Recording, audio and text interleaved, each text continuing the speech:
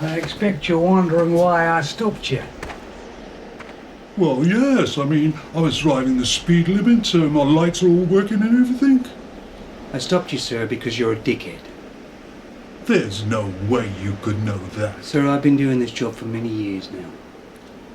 I know when I see a dickhead driving. Well, let's say we go down to the station. Maybe I take a few dickhead tests. I call my lawyer.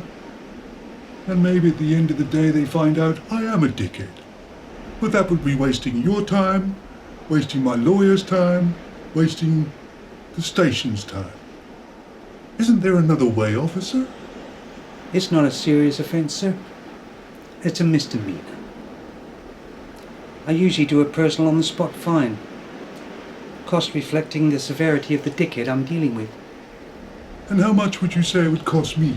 Well, sir, you're only about a $80 ticket. Yeah. Oh, thank you, officer. That sounds okay.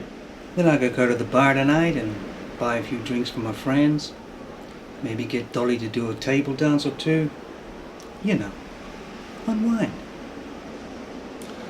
Well, if you don't mind me saying so, officer, you're a bit of a dickhead yourself. Oh, I am, sir. But never on duty. Very professional, officer, very professional. Thank you, sir. You can go now. Well, thank you, officer. Try not to be a dickhead for the rest of the day, would you? Oh, I'll try, but it's very difficult. Yeah.